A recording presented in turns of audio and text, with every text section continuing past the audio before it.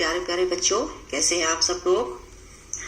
देखो मैं फिर से आपके सामने हूँ एक नया पाठ पढ़ाने के लिए, जिसका नाम है चखने से बचने तक। क्या आपको ये सुनकर बहुत अच्छा लगा, मजेदार लगा? खाना खाना तो सभी को बहुत अच्छा लगता है, और जब स्वादिष्ट खाना हो, मनपसंद खाना हो, तो सभी को और भी अच्छा लगता है, और भी मजा आता है। तो आज हम खाने के स्वाद के बारे में बातें करेंगे, और इसलिए इस अध्याय का नाम है चखने से बचने तक। तो आइए शुरू करते हैं। स्वाद ही स्वाद। झुम्पा रसोई में गई और माँ से लिपट कर बोली, माँ मैं नहीं खाऊंगी कड़वे करेले, मुझे तो तुम गुड़ रोटी ही दे दो। माँ ने हंसते हुए कहा, कितना मीठा खाओगी, सुबह भी तो तुमने चीनी वाली रोटी खाई थी।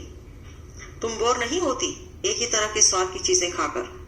झूलन ने झुम्पा को चिढ़ाते हुए कहा। झुम्पा तपाक से बोली, तुम बोर होती हो क्या इमली चाटते चाटते? जरूर नाम सुनते ही तुम्हारे मुंह में भी पानी आ गया होगा। झूलन बोली, मैं मीठा भी खाती हूँ, नमकीन भी। हाँ, खट्टी इमली मुझे बहुत ही पसंद है, पर मैं करेला भी खा लेती हूँ।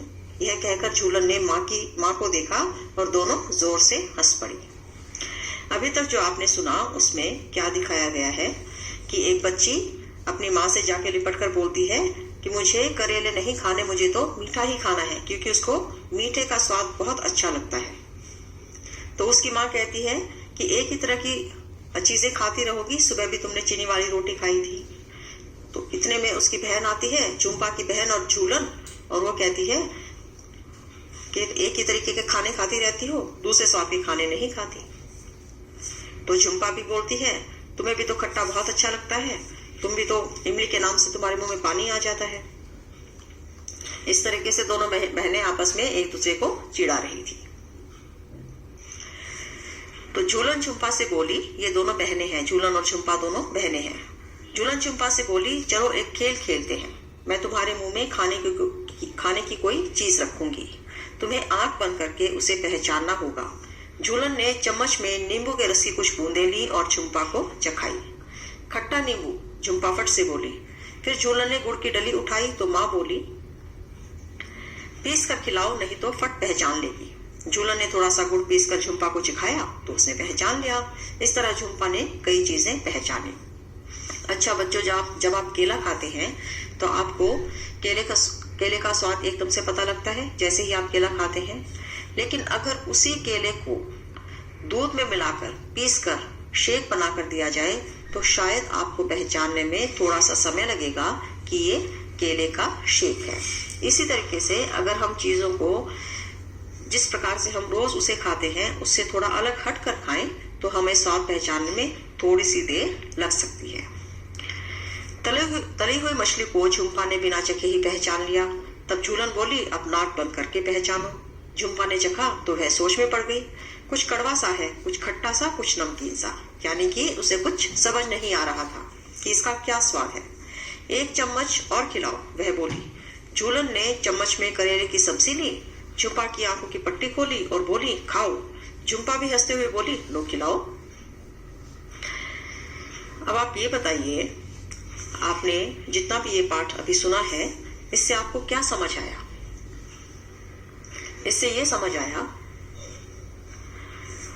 कि हमें स्वाद लेने के लिए अपनी जीभ का इस्तेमाल करना पड़ता है। हमें जो भी स्वाद पता लगता है, जब तक हम उस चीज को अपनी जीभ पर नहीं रखते और वो जीभ पर थोड़ी सी नहीं घुलती, हमें उस चीज का स्वाद नहीं पता लगता।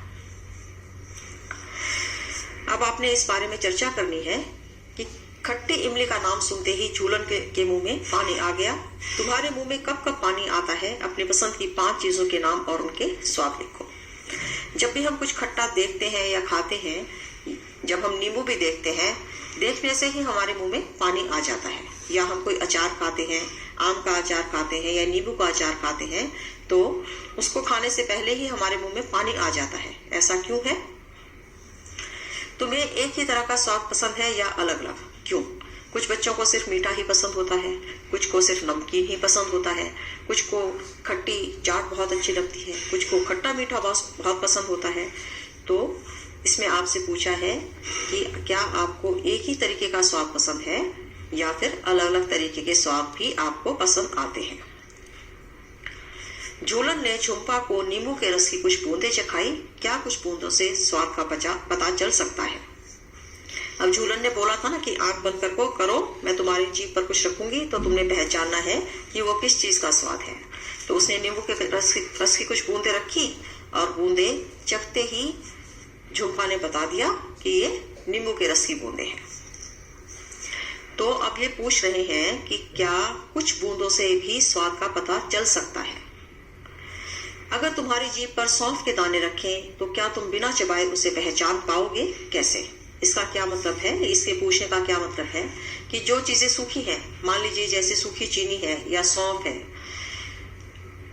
अगर वो चीज सूखी आपकी जीभ पर रख दी जाए क्या तो भी आपको उसके स्वाद का पता चल सकता है? क्योंकि तब तक अगर वो सूखी है तो तब तक वो आपके मुंह में घुली नहीं होगी, जीभ पर घुली हुई नहीं होगी। खेल में झुम्पा ने मछली कैसे पहचान ली? वे कौन सी चीजें हैं जो तुम बिना देखे और चखे केवल सूंघ कर पहचान सकते हो? क्या तुम्हारे घर पर किसी ने तुम्हें नाक बंद करके दवाई पीने को कहा है? वे ऐसा क्यों कहते होंगे? अच्छा, कई बार क्या होता है कि खांसी, जुकाम या बुखार अगर कोई दिक्कत हो तो माँ क्या कहती है कि दवाई ले लो, लेकिन बच्चा क्या कहता है कि मैं नहीं पीऊंगा, मुझे बहुत गंदी लगती है, या तो कड़वी लगती है, या मुझे इसमें से बहुत गंदी बदबू आती है, मैं नहीं पी सकता। जब माँ कहती है कि दवाई तो पीनी ही पड़ेगी, इसे नाक बंद करके पी लो, तो नाक बंद करके पीने का क्या मतलब है कि कुछ चीजें जब हमें कुछ चीजों का स्वाद आता है तो उसके साथ उसकी स्मेल की वजह से भी, उसकी गंध की वजह से भी उसका स्वाद हमें और ज्यादा आता है। तो इसीलिए जब कोई कड़वी दवाई पी रहे होते हैं तो उसकी गंध की वजह से भी वो स्वाद और भी ज्यादा कड़वा लगता है या और भी ज्यादा खराब लगता है, क्योंकि उसकी गंध खराब होती है। तो इसलिए जब नाक बंद करके हम दवाई पीते हैं तो उसका जो गंदा स्वाद है वो थोड़ा सा कम हो जाता है, क्योंकि गंध की वजह से भी स्वाद में बढ़ोतरी होती है। आंख बंद करके स्वाद पहचानो। अलग अलग स्वाद की कुछ चीजें इकट्ठी करो और अपने साथी के साथ झूलन और झुम्पा की तरह खेल खेलो। अपने साथी को चीजें चखाओ और पूछो, स्वाद कैसा था? खाने की चीज क्या थी? जीभ के कौन से हिस्से में स्वाद ज्यादा पता चल रहा था? आगे, पीछे, बाईं या दाईं तरफ? तुम्हें जीभ के कौन से हिस्से में कौन सा स्वाद ज्यादा पता चला? अपने अनुभव के आधार पर चित्र में लिखो। कुछ खाने की चीजों को मुंह के किसी और हिस्से पर रखो, ओंठ, तालू, जीभ के नीचे। क्या कहीं और भी स्वाद का पता चला? अब इसमें ये बताया है कि जीभ के कौन से हिस्से में कौन सा स्वाद रहता है। ये आपसे करके देखने को कहा गया है इस पाठ में। जो हमारी जीभ है उस पे कुछ स्वाद के तंतु होते हैं। आप अपनी जीभ निकालकर शीशे के सामने खड़े होकर देखें तो आपको जीभ पर कुछ गोल गोल दाने बने हुए दिखाई देंगे। जीभ के आगे नोक पर जहाँ नुकीली होती है जीभ, वहां पर दाने थोड़े कम बारीक होंगे, और जैसे जैसे हम पीछे जाएंगे, जीभ के किनारों की तरफ से पीछे होते जाएंगे, तो वो दाने थोड़े से बड़े होते हुए नजर आएंगे। और जीभ के बिल्कुल पीछे की तरफ जो गले के साथ जीभ लगती है, वहां पर हमें बहुत ही मोटे मोटे दाने दिखाई देंगे। ये सभी स्वाद के तंतु कहलाए जाते हैं। अभी तक जो हमने पढ़ा है उसमें, यानी कि हमने अपनी कक्षा में पढ़ा था जब हम बच्चे थे, हमें तो ये पढ़ाया जाता था कि जीभ की जो नोक है उसकी आगे की जो तंतु होते हैं, जीभ की नोक पर जो तंतु होते हैं वो मीठे स्वाद का पता बताते हैं। उसके पीछे, थोड़े से ही पीछे किनारों पर जो तंतु होते हैं वो नमकीन स्वाद का पता बताते हैं। उससे थोड़ा पीछे और किनारे पर जो तंतु होते हैं वो खट्टे स्वाद का पता लगाते हैं। जहां पर हमारे मुंह में पानी आता है, ठीक उसी जगह पे खट्टी चीजों को देखकर। और बिल्कुल पीछे जो बहुत मोटे मोटे दाने होते हैं जीभ के पीछे की तरफ, वहां से हमें कड़वे स्वाद का पता लगता है। लेकिन कुछ चीजें ऐसी होती हैं जिनमें स्वाद होता ही नहीं, बिल्कुल फीकी होती हैं, उनका हमें पता ही नहीं लगता इसका क्या स्वाद है, क्योंकि उनमें स्वाद ही नहीं होता। तो हमने तो यही पढ़ा था। लेकिन आजकल ऐसा माना जाता है, नई स्टडीज के अनुसार माना जाता है कि ये जितने भी तंतु स्वाद के लिए बताए गए हैं, आगे मीठा, उसके पीछे नमकीन, उसके पीछे खट्टा और सबसे पीछे कड़वा, सिर्फ इन्हीं की वजह से यही स्वाद नहीं आते, बल्कि सभी स्वाद, ये सभी तंतु सभी स्वाद महसूस कर सकते हैं। ऐसी आजकल नई रिसर्च में आया है, क्योंकि हमेशा किसी चीज पर कोई ना कोई प्रयोग करते रहते हैं, वैज्ञानिक प्रयोग करते रहते हैं। तो जब भी नया प्रयोग होता है तो कुछ नई चीजें सामने आती हैं। अभी तक जो चीजें सामने थी उसमें इन स्वाद के बारे में बताया गया था कि जीभ पर इन तंतुओं की वजह से ये स्वाद आते हैं। लेकिन अब जो नया प्रयोग किया है उसमें बताया गया है कि ये जो तंतु है ये सभी स्वाद को मिलकर महसूस कर सकते हैं, उसका स्वाद ले सकते हैं।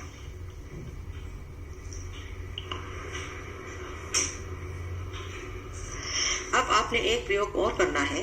जीभ के अगले हिस्से को किसी साफ कपड़े से पोंछो ताकि वह सूखा हो जाए। आपने अपनी जीभ को सूखा करना है, क्योंकि मुंह में लार होती है तो उसकी वजह से जीभ गीली रहती है। तो आपने अपनी जीभ को पोंछकर सूखा करना है। अब वहां चीनी के कुछ दाने या शक्कर रखो। क्या कुछ स्वाद आया? सोचो ऐसा क्यों हुआ होगा।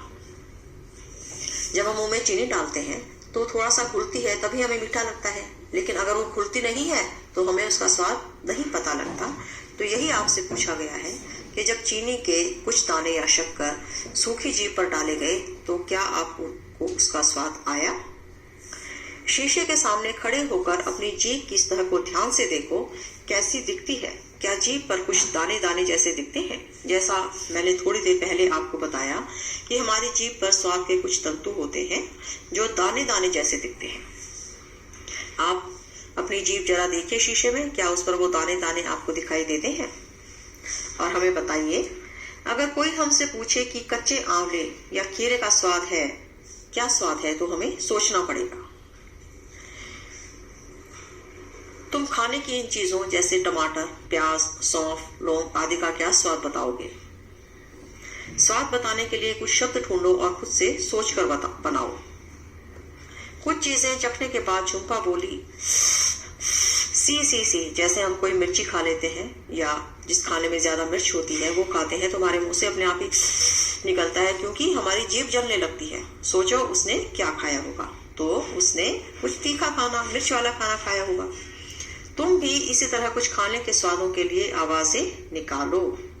जैसे मुंह में अचार डालते हैं या हाजमोला खाते हैं तो कैसा चटकार आता है, ऐसा करके आता है ना। तो इसी तरीके से जब हम मिर्चें या तीखा खाना खाते हैं तो हमारे मुंह से सी की आवाज निकलती है। अपने साथी से कहो कि क्या वह तुम्हारे भाव देखकर अनुमान लगाए कि तुमने क्या खाया होगा। अच्छा, मान लीजिए आप दो फ्रेंड्स हैं या दो बहनें हैं, और क्योंकि फ्रेंड्स और बहनों को तो एक दूसरे का पता होता है कि इसको कौन सा खाना अच्छा लगता है, मीठा खाना अच्छा लगता है या ये मिठाई अच्छी लगती है, या इसको डोसा पसंद है या इसको समोसा पसंद है। तो आप क्या कीजिए, अपने साथी को बोलिए कि वो कुछ खाकर आए, और उस खाने के बाद उसके मुंह को देखकर आपने अंदाजा लगाना है कि वो खुश है या बहुत खुश है या उसका मुंह बुरा बना हुआ है। उससे आपने अंदाजा लगाना है कि उसने कौन सा खाना खाया होगा। चबाकर या चबा कर खाओ, दोनों में अंतर बताओ। सब मिलकर कक्षा में यह गतिविधि करो। ब्रेड या रोटी का टुकड़ा या पके हुए चावल लो। पहले रोटी का टुकड़ा या कुछ चावल मुंह में डालो और 3-4 बार चबाकर निगल जाओ। क्या चबाने से स्वाद में बदलाव आया? अब रोटी का टुकड़ा या कुछ चावल मुंह में डालो और 30-32 बार चबाओ। क्या देर तक चबाने से स्वाद में बदलाव आया? जब भी हम चीज खाते हैं तो हमें वो चबानी पड़ती है। हाँ, पीने की चीजें हमें नहीं चबानी पड़ती, लेकिन खाने की चीजें हमें चबानी पड़ती हैं। जो चीजें नर्म होती हैं वो कम चबानी पड़ती हैं, जो ज्यादा सख्त होती हैं वो ज्यादा चबानी पड़ती हैं। तो आपने जो प्रयोग करना है उसमें आपने एक रोटी का टुकड़ा मुंह में डालना है और उसे 3 या 4 बार ही चबाकर निगल लेना है। 3-4 बार चबाकर निगलने में और 30-32 बार चबाकर निगलने में आपके मुंह में क्या स्वाद में कोई फर्क आता है? जब भी हम ज्यादा बार चबाते हैं रोटी के टुकड़े को, तो उसका स्वाद थोड़ा सा मीठा हो जाता है। जैसे ही रोटी के टुकड़े बिल्कुल बारीक हो जाते हैं दांतों के द्वारा पिस कर, तो और लार के साथ घुलते जाते हैं, वैसे हमें रोटी से थोड़ा सा मीठा स्वाद आने लगता है। तो ये आपने देखना है, खुद ही देखना है कि रोटी को जब आपने 30 से 32 बार चबाया तो उसके स्वाद में क्या फर्क आया, और जब आपने रोटी को 3 से 4 बार चबाया तो उसके स्वाद में क्या फर्क आया। अब आपने आपस में मिलकर एक दूसरे से बातें करनी है, दोस्तों की टोली में बैठकर। घर में लोग तुम्हें कहते होंगे खाना धीरे धीरे खाओ, ठीक से चबाओ, खाना अच्छे से पचेगा। सोचो वे ऐसा क्यों कहते होंगे। अच्छा, बच्चे आपस में बातें करते हैं तो बोलते हैं ना, या मम्मी तो ये कहती है आराम से चबा चबा कर खाओ, और मुझे स्कूल जाने में देर हो जाती है, मैं देर तक चबाकर नहीं खा पाता। तो सोचो मम्मी ऐसा क्यों कहती है कि खाना आप चबा चबा कर खाओ। वो इसीलिए कहती है क्योंकि जब हम खाना चबा चबा कर खाते हैं तो वह बहुत अच्छे से हमारे पेट में जाकर पचता है, लेकिन जब हम उसे चबाकर नहीं खाते अच्छे तरीके से तो उसको पचने में समय लगता है। जब तुम कोई सब चीज जैसे अमरूद खाते हो तो उसे मुंह में डालने से लेकर निगलने तक कौन से बदलाव आते हैं और कैसे।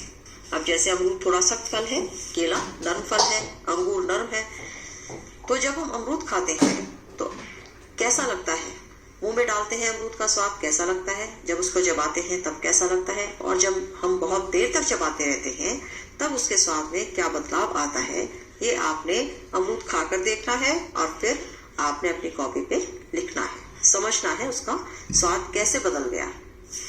सोचो हमारे मुंह में लार क्या काम करती होगी। अब आप बताइए हमारे मुंह में लार क्या काम करती है। क्या काम करती है, वही काम करती है जैसे हम पानी शिकंजी बनाते हैं, नींबू डालकर, चीनी डालकर, नमक डालकर शिकंजी बनाते हैं। तो अगर हम सिर्फ चीनी और नमक को आपस में मिलाएंगे तो क्या वो शिकंजी बन जाएगी, क्या वो घुल जाएंगे? वो नहीं घुलेंगे, वो सूखे ही रहेंगे। उनको घोलने के लिए हमें उसमें थोड़ा पानी मिलाना पड़ेगा या नींबू का रस, या उसको थोड़ा तरल बनाना पड़ेगा, तभी वो आपस में घुल पाएंगे। इसी तरीके से लार हमारे मुंह में यही काम करती है कि लार हम जो भी खाने की चीज मुंह में डालते हैं उसके साथ घुलकर उसका स्वाद बनाती है और उसको पचाने में, चबाने में मदद करती है। अगर लार मुंह में नहीं होगी तो हमें स्वाद भी नहीं आएगा। अब आपने अपने मन की बात बतानी है, यानी कि दिल की बात बतानी है। तुम्हें क्या लगता है शरीर में खाना कहाँ कहाँ जाता होगा। दिए गए चित्र में खाना जाने का रास्ता अपने मन से बनाओ।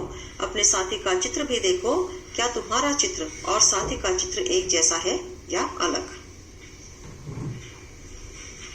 अच्छा बच्चों, हम खाना तो खा लेते हैं, है ना, बड़े स्वाद से खा लेते हैं, लेकिन क्या तुमने कभी ये सोचा है कि ये खाना मुंह से उसके बाद कहाँ पर जाता है। हम इसको निगल लेते हैं, निगलने के बाद ये कहाँ पहुंच जाता है। तो आपस में आपने एक दूसरे से बात करनी है। क्या तुमने किसी को कहते सुना है, मेरे पेट में चूहे कूद रहे हैं। तुम्हें क्या लगता है, भूख लगने पर सचमुच पेट में चूहे कूदते हैं? ऐसा तो हम बहुत बार बोलते हैं, मम्मी जल्दी खाना दे दो प्लीज, पेट में चूहे कूद रहे हैं। तुम्हें कैसे पता चलता है कि तुम्हें भूख लगी है। अच्छा, ये भी बात सच है कि भूख लगी है तो कैसे पता लगता है। अब पेट कोई बोलकर तो बताएगा नहीं मुझे भूख लगी है, लेकिन हमें भूख महसूस हो जाती है कि हमें भूख लगी है। सोचो अगर तुम 2 दिन तक कुछ भी न खाओ तो क्या होगा। अगर हम दिन में कैसे खाना खाते हैं, सुबह नाश्ता करते हैं, फिर हम लंच करते हैं, फिर हम रात को डिनर करते हैं। 3 बार हम दिन में खाना खाते हैं।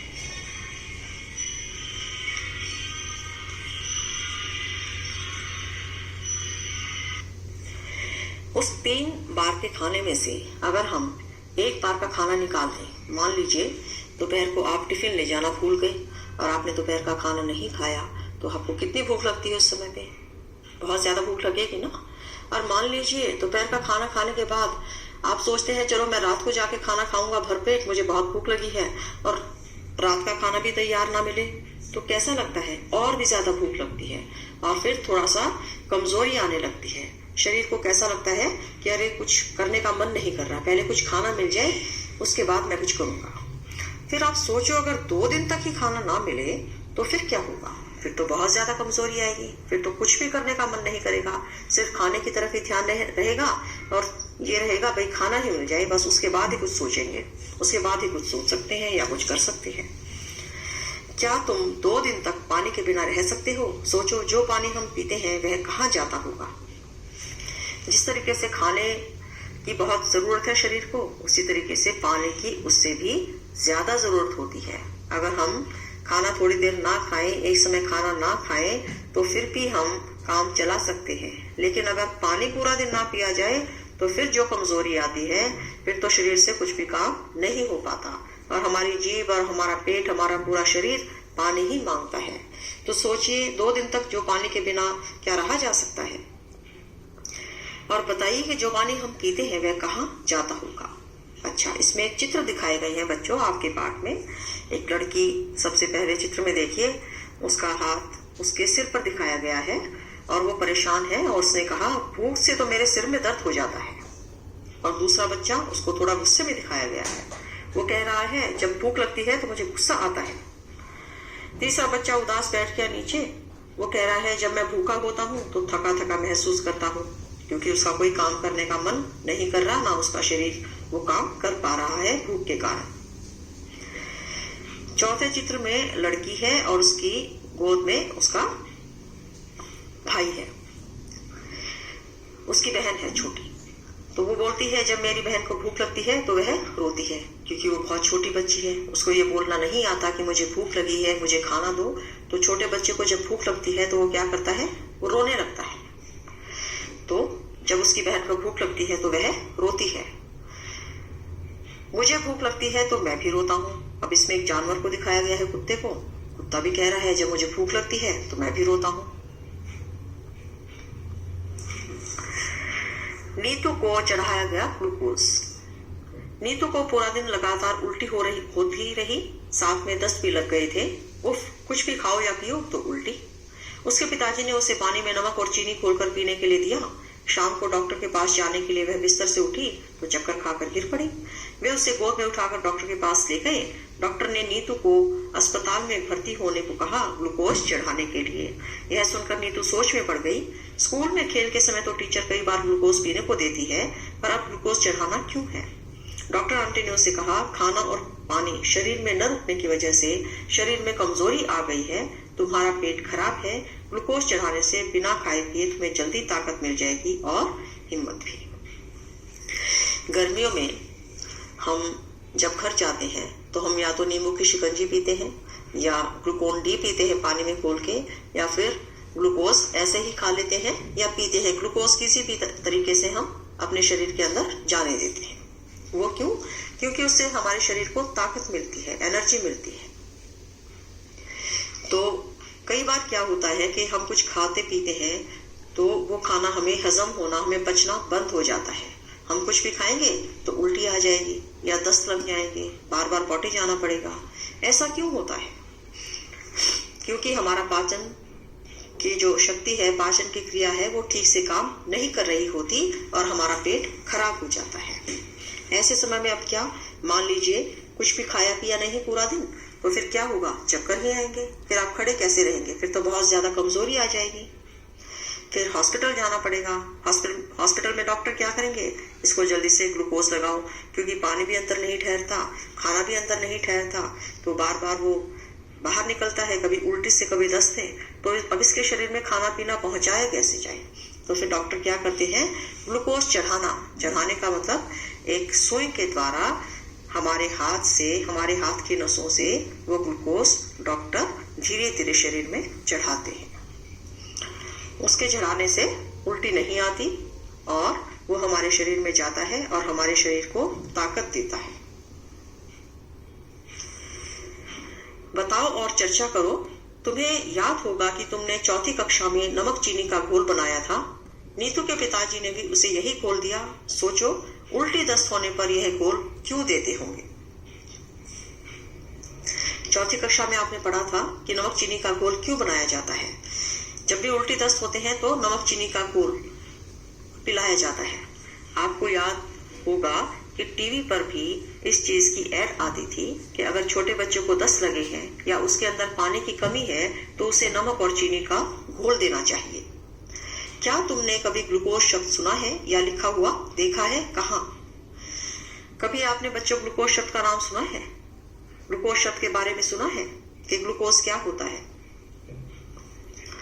और सुना है तो कहाँ सुना है, और लिखा हुआ देखा है तो कहाँ पर लिखा हुआ देखा है? याद करने की कोशिश कीजिए। क्या तुमने कभी ग्लूकोज चखा है? उसका स्वाद कैसा होता है? अपने साथियों को बताओ। और कुछ में से आप कुछ बच्चों ने ग्लूकोज चखा भी होगा, तो उसका स्वाद आपको कैसा लगता है ये भी आप अपने दोस्तों से मिलकर बातें कीजिए, चर्चा कीजिए। क्या तुम्हें या तुम्हारे घर में कभी किसी को ग्लूकोज चढ़ाया गया है? कब और क्यों? उसके बारे में अपने साथियों को बताओ। अगर किसी के घर में कई बार कोई बीमार पड़ जाता है, उसे डॉक्टर के पास ले जाते हैं, कमजोरी आती है, तो डॉक्टर क्या करते हैं? ग्लूकोज चढ़ाते हैं। तो अपने घर में किसी बच्चे ने क्या ऐसा देखा है? उसने क्या अनुभव किया, क्या देखा, वैसे ही ठीक वैसा ही अपने दोस्तों को बताइए। नीतू की टीचर उसे हॉकी खेलते समय बीच बीच में ग्लूकोज पीने को कहती है। सोचो वह खेल के दौरान ग्लूकोज क्यों पीती होगी। जब भी हम दौड़ लगाते हैं, खेलते हैं, जिससे हमें पसीना आता है, पसीना आने के बाद हमारी टीचर, अगर हम स्कूल में होते हैं तो टीचर क्या कहती है? Glucose P low. और अगर हम घर में होते हैं तो माँ क्या कहती है? Glucose P low. तो ग्लूकोज क्यों पिलाते हैं? क्योंकि पसीने की वजह से हमारे शरीर में जो पानी की कमी हो गई है उसको पूरा करने के लिए ग्लूकोज पिलाया जाता है, जिससे पानी की कमी तुरंत ही दूर हो जाती है और हमारे शरीर को अच्छा लगता है, स्फूर्ति आती है। अब आपने चित्र देखकर बताना है नीतू को ग्लूकोज कैसे चढ़ाया गया। अब आप चित्र को देखिए। चित्र में नीतू बेड पर लेटी है हॉस्पिटल में, और उसके सामने एक नर्स खड़ी है नीतू के हाथ को पकड़े हुए। नीतू के हाथ में आप देखिए एक पट्टी, एक टेप आपको दिखाई दे रही होगी, उसके नीचे एक सुई लगाई गई है। वो सुई नीतू के हाथ में अंदर लगाई गई है, जिससे, और ऊपर एक ग्लूकोज की बोतल टांगी गई है। जो ऊपर आप ये एक बोतल देख रहे हैं, इस बोतल में ग्लूकोज का पानी भरा हुआ है और बीच में एक पाइप है। तो इस बोतल से पाइप में धीरे धीरे बूंद बूंद बूंद बूंद करके पानी आएगा ग्लूकोज का, और उस सुई के द्वारा आपके शरीर के अंदर जाएगा। इस तरीके से ग्लूकोज चढ़ाया जाता है। आप चित्र ध्यान से देखिए। ऐसा नहीं है कि जैसे हम मुंह पर में ग्लास से एकदम से पी जाते हैं कटाकट, ऐसे ही ग्लूकोज की बोतल एक बार में खाली करते हैं, ऐसा नहीं होता। बूंद बूंद करके ग्लूकोज चढ़ाया जाता है। और जो सुई इस्तेमाल की जाती है वो भी बिल्कुल नई इस्तेमाल की जाती है। किसी और की इस्तेमाल की गई सुई किसी दूसरे को इस्तेमाल नहीं की जाती।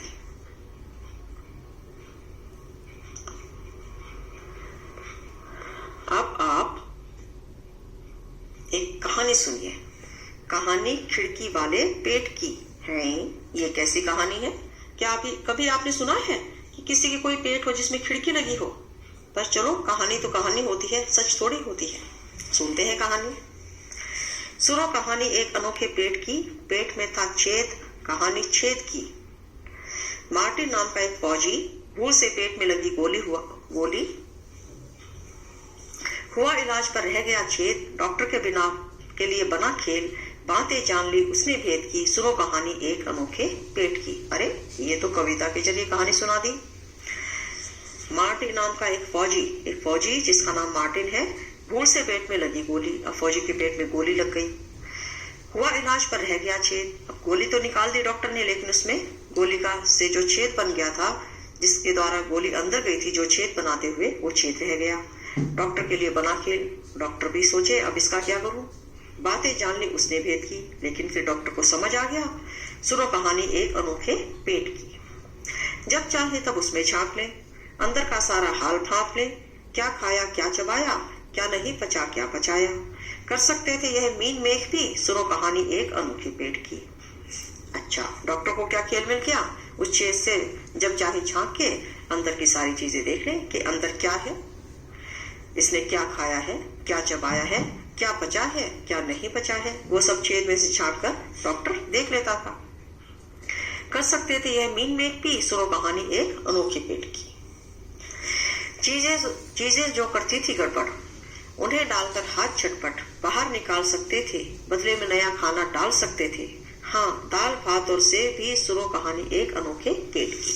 अब डॉक्टर को जो लगता कि जो चीजें इसके शरीर में गड़बड़ करती हैं, वो छेद से वो बाहर निकाल लेते और उसके बदले में नया खाना उस छेद के अंदर से डाल देते। दाल भात भी डाल देते थे, सेब भी डाल देते थे। तो कि ये तो बड़ा अनोखा बहुत अच्छा पेट है, जिसमें खिड़की बनी हुई है, उसमें डाल लो, उसमें से निकाल लो। खिड़की जैसे छेद वाले पेट की, इसके उसके सबके पेट की कहानी यह हमने नहीं गढ़ी, वर्षों पहले सच्ची थी घटी। पढ़ो कहानी एक अनोखे पेट की, पेट में था छेद, कहानी छेद की। अभी तक हम जिस बात को कहानी समझ रहे थे कि ये खिड़की वाले पेट की कहानी, ये कोई कहानी नहीं है, ये एक सच्ची कहानी है। और ये सच्ची कहानी कैसे है कि ये जो फौजी है मार्टिन, ये कोई कहानी के किरदार नहीं ना होके सच में एक फौजी थे, जिनके पेट में सच में ही गोली लगी थी और उनके पेट में छेद रह गया था। और उस छेद के बाद डॉक्टर ने जाना कि पेट के अंदर क्या क्या होता है। इसके लिए आप इस मार्टिन फौजी की कहानी को पढ़ें, जिसमें बताया गया है कि उस मार्टिन के पेट के छेद के द्वारा ही डॉक्टर को कितना कुछ पता लगा कि पेट के अंदर क्या क्या होता है और वो कैसे कैसे काम करता है। अब इसमें आगे बताया गया है इस कहानी में, पेट में झांका जाना भेद। अब डॉक्टर के पास छेद होता झांकने के लिए, तो उस छेद के द्वारा डॉक्टर ने सारा भेद जान लिया कि पेट के अंदर क्या क्या है। तुमने कविता में जिस फौजी के बारे में पढ़ा, वह सन 1822 में 18 साल का था और बहुत तंदुरुस्त था। जब वह गोली से जख्मी हुआ तो उसे डॉक्टर बोमोंट के पास ले जाया गया। फौजी को गोली लगी तो उन्हें डॉक्टर के पास ले गए। डॉक्टर का नाम था बोमोंट। डॉक्टर ने मार्टिन की अच्छी तरह से मरहम पट्टी की। धीरे धीरे उसका जख्म ठीक होने लगा, पर पेट का छेद नहीं भरा। लगभग 1.5 साल के बाद डॉक्टरों ने देखा कि मार्टिन के पेट में एक अद्भुत खिड़की सी बन गई थी। पेट की चमड़ी ने बढ़कर छेद को ढक तो लिया, ठीक उस तरह से जैसे एक फुटबॉल का वॉशर होता है, यानी चमड़ी की एक तह के ऊपर एक और तह सी बन गई थी। निचली तह को दबाने पर छेद में से पेट में झांका जा सकता था।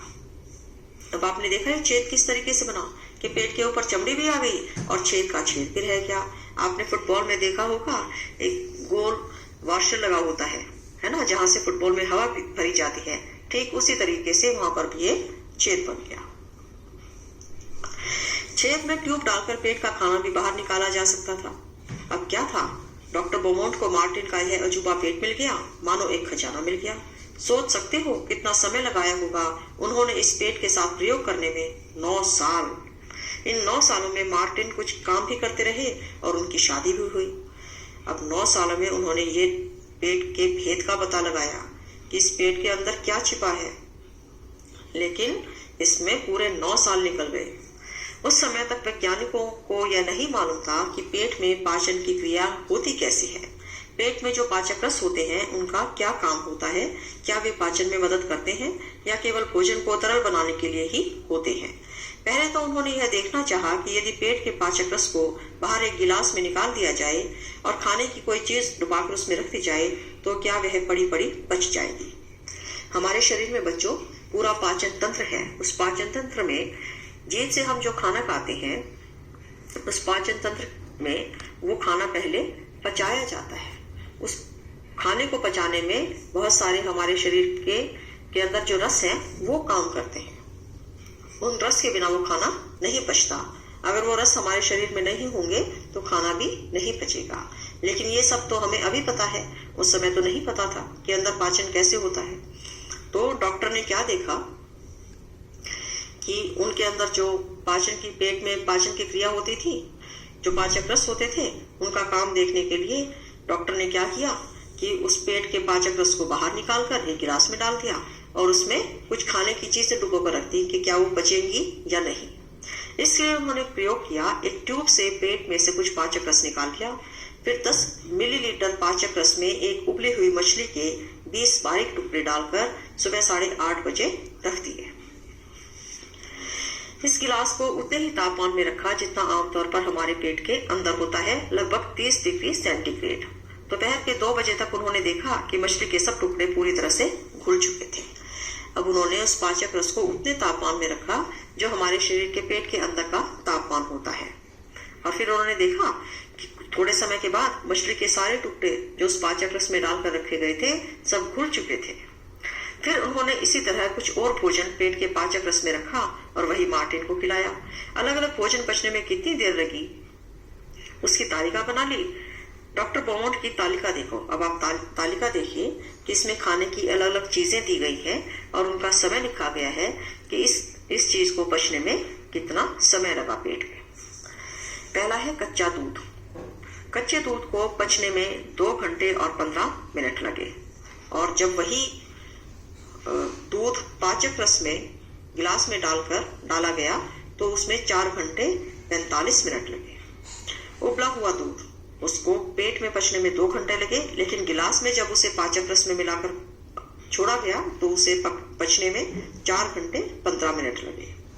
पूरी तरह उबला हुआ अंडा, इसको 3 घंटे 30 मिनट और गिलास के पाचक रस में 8 घंटे लगे। कम उबला हुआ अंडा पेट में 3 घंटे और गिलास के पाचक रस में 6 घंटे 30 मिनट। कच्चा अंडा फेंटा हुआ पेट में 2 घंटे और गिलास के पाचक रस में 4 घंटे 15 मिनट। कच्चा अंडा 1 घंटे 30 मिनट में पेट में पच गया और गिलास के पाचक रस में पूरे 4 घंटे लगे। अब बच्चों, इस तालिका को देखने के बाद आप क्या सोचते हो? कहो, अब क्या सोचते हो? है क्या कुछ फायदा इस पेट का? डॉक्टर बोमोट ने मार्टिन के खिड़की वाले पेट के सहारे पाचन के कई रहस्य खोले। उन्होंने तालिका से देखा कि पेट में खाना जल्दी पचता है। क्या तुम भी यह देख पाए? अब आपने भी देखा होगा कि जो चीजें पेट में हैं वो जल्दी पच रही हैं और जो चीजें ग्लास में हैं वो देर से पच रही हैं। जल्दी पचाने के लिए हमारा पेट खाने को खूब घुमाता हिलाता है। वे यह भी देख पाए कि जब मार्टिन दुखी या परेशान होता तो उसका खाना ठीक से नहीं पचता। यही नहीं, उन्होंने बताया कि हमारे पेट का पाचक रस एसिड अम्ल की तरह होता है। क्या तुमने किसी को यह कहते सुना है कि पेट में एसिडिटी हो गई, खासकर जब ठीक से खाना नहीं खाया हो या पचाया हो? ये तो आपने सुना होगा, घर में सुना होगा, पापा को सुना होगा, दादी दादाजी को, मम्मी को, किसी न किसी को सुना होगा बोलते हुए कि अरे आज तो बहुत एसिडिटी हो रही है। अगर आप टीवी देखते हैं तो उसमें ऐड भी आती है कि आप इनो पी लीजिए, उससे एसिडिटी फौरन भाग जाएगी।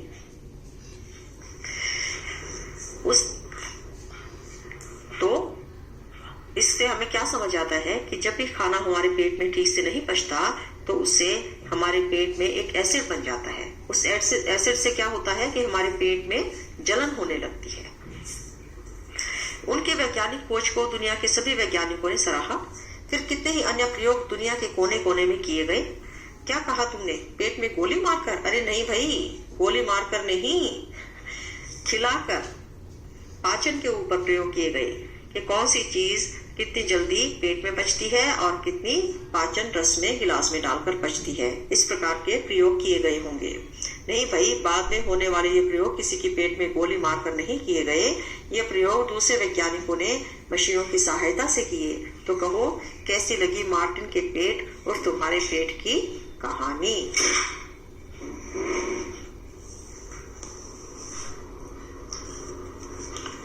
सोचो और चर्चा करो। अगर डॉक्टर बोमोट की जगह तुम होते तो पेट के रहस्य जानने के लिए क्या क्या प्रयोग करते? उन प्रयोगों के नतीजे भी बताओ।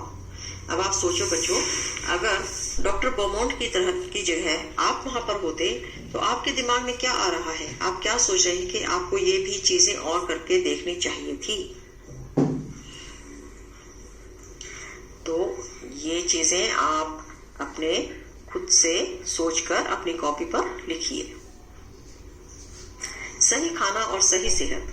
डॉक्टर अपर्णा के पास इलाज के लिए 2 बच्चे आए, रश्मि और कैलाश। दोनों बच्चों ने डॉक्टर अपर्णा से बातचीत की। बातचीत से कुछ जानकारी मिली जो नीचे दी है, तुम भी पढ़ो।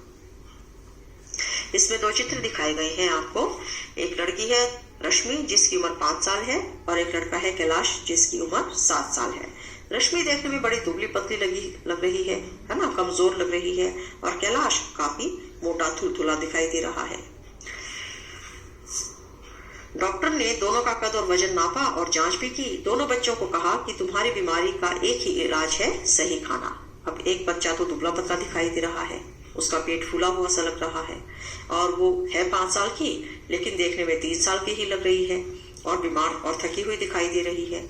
और इस कमजोरी की वजह से वो स्कूल भी नहीं जा पाती और खेल भी नहीं पाती। और वो उसको खाने को बोलो तो पूरे दिन में सिर्फ थोड़े से चावल या एक या आधी रोटी भी मिले तो उसी से उसका पेट बहुत भर जाता है, और उससे ज्यादा वो नहीं खा पाती, क्योंकि उसका पेट उससे ज्यादा पचा ही नहीं पाता। और दूसरी तरफ कैलाश है जो 7 साल का है। उसका शरीर मोटा है, थुलथुला है, और उसके पैरों में भी दर्द रहता है, और फुर्ती से कोई काम भी नहीं कर पाता। बस से स्कूल जाता है, दिन में कई घंटे टीवी देखता है, और खाना उसको घर का खाना बना हुआ खाना पसंद ही नहीं है। दाल चावल रोटी सब्जी उसे नहीं अच्छी लगती। बाजार के चिप्स बर्गर कोल्ड ड्रिंक्स बस यही खाता है उसे। तो आप देखिए, दोनों का ही वजन सही नहीं है, दोनों ही का पाचन भी सही नहीं है। तो इसके लिए इन दोनों को क्या करना चाहिए, इनको सही खाना खाना चाहिए, जिससे इनका पाचन दुरुस्त हो सके, सही हो सके, और इनका शरीर भी सही हो सके। अब आपने चर्चा करनी है, तुम्हें क्या लगता है रश्मि पूरे दिन में एक ही रोटी क्यों खाती होगी? भाई क्यों खाती है वो एक रोटी? हम तो खा जाते हैं एक बार में 2 रोटी या 3 रोटी, और वो पूरे दिन में सिर्फ एक रोटी खाकर उसका पेट भर जाता है। दूसरा, क्या कैलाश को खेल कूद में दिलचस्पी होगी? अब कैलाश थोड़ा मोटा है, थुलथुला है, उससे खेला भी नहीं जाता, वो बस बैठा रहता है, टीवी देखता रहता है। तो क्या उसे खेल कूद में दिलचस्पी होगी? सही खाने से तुम क्या समझते हो? अभी हमने ऊपर दोनों चित्रों में देखा और दोनों के बारे में बताया, तो उसमें सही खाने का जिक्र आया है कि दोनों एक ही तरीके से ठीक हो सकते हैं, सही खाना। तो तुम्हें क्या लगता है ये सही खाना क्या है? क्या समझ आया तुम्हें सही खाने के बारे में? तुम्हारे हिसाब से रश्मि और कैलाश का खाना ठीक क्यों नहीं है, लिखो। जितना आपको समझ आता है कि इन दोनों का खाना ठीक नहीं है, एक बहुत कम खाता है, एक बहुत ज्यादा और बाजार का खाना खाता है, तो आपको क्या समझ आता है इसके बारे में अपनी कॉपी में लिखिए। फिर आप अपने घर में अपने बड़ों से पूछिए, अपने दादा दादी से पूछिए। दादा दादी से पूछो कि जब वे तुम्हारी उम्र के थे तब वे एक दिन में क्या क्या काम करते थे, क्या खाते थे और कितना। जब भी आप अपने दादाजी और दादी के पास बैठेंगे तो आपको उनसे बातें करेंगे तो आपको बहुत सारी ऐसी चीजें सुनने को मिलेंगी, जानने को मिलेंगी, जो अभी आप अपने बचपन में नहीं देख पा रहे हैं, नहीं कर पा रहे हैं, या आप सोचते होंगे कि क्या ऐसा भी हो सकता था, क्या ऐसा भी होता होगा। ऐसा जरूर होता था, लेकिन वो उनके समय में। अब जब आप उनसे बात करेंगे, वो आपको अपने अनुभव बताएंगे अपने जीवन के, तब आपको पता लगेगा कि पहले कितना ज्यादा काम किया जाता था, क्योंकि अब बहुत सारी मशीनें हमारी मदद करने के लिए हैं। उस समय पर मशीनें बहुत कम होती थी और सारा काम हाथ से ही करना पड़ता था, पुरुषों को भी और महिलाओं को भी। आजकल महिलाओं के किचन में काम करने के लिए बहुत सारी मशीनें हैं, मिक्सी है, गैस है, उसको आप लाइटर से जलाओ, गैस जल जाएगी। पहले तो चूल्हा बना के उसमें लकड़ियां डाल के लकड़ियां सुलगाई जाती थी, उससे पहले लकड़ियां लाई जाती थी, और अब सीधा आप लाइटर से गैस ऑन कीजिए और आग जल जाएगी। ठीक है।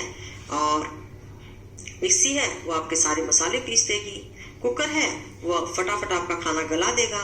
लेकिन पहले ये सारी चीजें उपलब्ध नहीं थी, तो काम बहुत ज्यादा होता था। इसी तरीके से जो लोग खेत में काम करते थे, वो भी बैलों के द्वारा काम करते थे। ना ट्रैक्टर थे, ना और सारी मशीनें थी जो आजकल खेती के काम आसान कर देती है। तो पहले बहुत ज्यादा काम करते थे। पानी लाने के लिए भी खुद पैदल जाकर पानी लाना पड़ता था।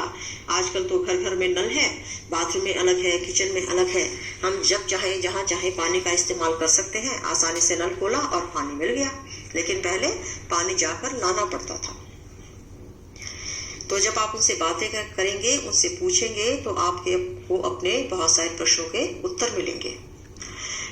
अब तुम अपना सोचो, तुम जो खाते हो और जो काम करते हो। अब आप ये बताइए कि आप क्या खाते हैं और क्या क्या काम करते हैं सारे दिन में, और क्या आपके द्वारा की गई चीजें, बातें बड़ों जैसी हैं या उनसे अलग।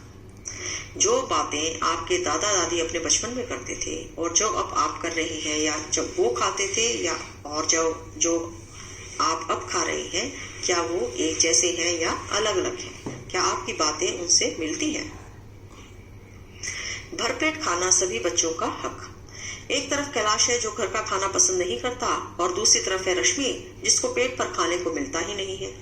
भरपेट खाना सभी बच्चों का अधिकार है। हमारे देश में लगभग आधे बच्चे रश्मि जैसे हैं। उन्हें ठीक तरह से बढ़ने के लिए जितना खाना चाहिए उतना भी नहीं मिलता। ये बच्चे कमजोर रहते हैं और कई बीमारियों के शिकार हो जाते हैं।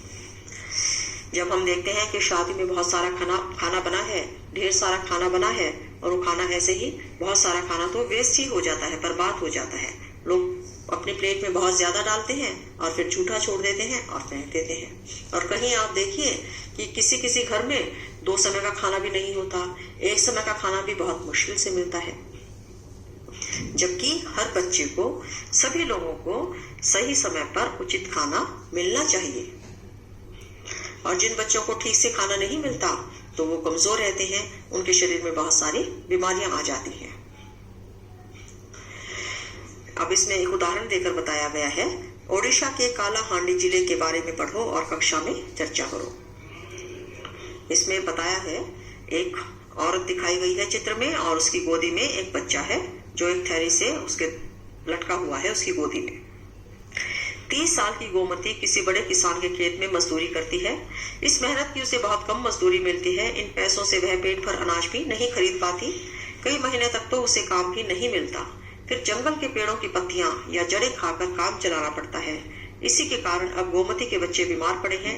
गोमती का पति भी कुछ साल पहले भूख के कारण ही गुजर गया था। एक तरफ तो कालाहांडी में सबसे अधिक चावल पैदा किया जाता है और दूसरे राज्यों में बेचा जाता है। दूसरी तरफ कालाहांडी के कई गरीब मजदूरों की हालत गोमती जैसी ही है। कई बार तो यह धान गोदामों में पड़ा पड़ा सड़ जाता है। फिर ऐसी जगह लोग भूखमरी का शिकार क्यों हो रहे हैं? अब आप देखिए, कालाहांडी जो जगह है वहां सबसे ज्यादा धान उगाया जाता है, फिर भी वहां के लोग भूखे हैं। और ये धान कई बार जब हम इसको, सारा धान एकदम से तो नहीं बिकता ना, तो उसको गोदामों में भर के रखा जाता है कि समय आने पर उसको निकाला जाएगा। लेकिन कई बार गोदाम में पड़े पड़े ही धान सड़ जाता है, लेकिन लोगों को नहीं मिल पाता। तो ये कितना गलत है कि हमारे देश में कुछ लोग भूख की वजह से बहुत परेशान हैं। भूख की वजह से उनकी मौत हो जाती है और उनका सही से पोषण नहीं हो पाता। बच्चों में या बड़ों में भी बीमारियां आ जाती हैं। अब आप सोचिए और चर्चा कीजिए, क्या तुम किसी ऐसे बच्चे को जानते हो जिसे दिन भर में खाने को कुछ नहीं मिलता? इसके क्या क्या कारण हो सकते हैं? क्या आपने अपने आसपास ऐसा देखा है? कुछ बच्चे, जैसे जब हम कहीं सड़क पर जा रहे होते हैं, रेड लाइट पर खड़े होते हैं, तो छोटे छोटे बच्चे मांगने के लिए आ जाते हैं। बिल्कुल दुबले पतले, जो नहाए भी नहीं होते और जो खाने के लिए पैसे मांगते हैं या खाना ही मांगते हैं। तो अगर आप अपने आसपास किसी ऐसे बच्चे को जानते हैं, तो क्या कभी आपने जानने की कोशिश की है कि इनको खाना क्यों नहीं मिला? क्या तुमने कभी ऐसा गोदाम देखा है जहाँ बहुत सारा अनाज रखा हो? कहाँ? क्या आपने कभी बहुत बड़ा गोदाम देखा है जहाँ पर बहुत सारा अनाज रखा हुआ हो? अब घर में तो हम इतना अनाज रखते हैं कि जो हमारे पूरे साल में काम आता है। उसके अलावा आपने क्या एक बहुत बड़ा गोदाम देखा है जहां पर बहुत सारा अनाज रखा हो? तो वो कहां पर देखा है? अब फिर से हम स्वाद के ऊपर आते हैं। हम क्या समझे, जब तुम्हें जुकाम होता है तो खाना बेहद बेस्वाद क्यों लगता है? क्यों लगता है बेस्वाद? मैंने आपको बताया था कि गंध का भी स्वाद से जुड़ाव है। गंध के कारण भी स्वाद कम या ज्यादा हो जाता है। इसलिए जब जुकाम होता है तो कई बार हम चीजों का स्वाद नहीं ले पाते, या बुखार होता है तो हम कहते हैं हमें कुछ स्वाद ही पता नहीं लग रहा। चाहे कितना भी नमक डाल लो, हम और नमक डालते जाते हैं, या कोई और स्वाद हो तो हमें वो स्वाद लगना ही बंद हो जाता है, क्योंकि जुकाम की वजह से हमें उसकी गंध आनी बंद हो जाती है, तो हमें उसका स्वाद भी पता नहीं लग पाता। अगर ऐसा कहा जाए हमारा मुंह ही पचाना शुरू कर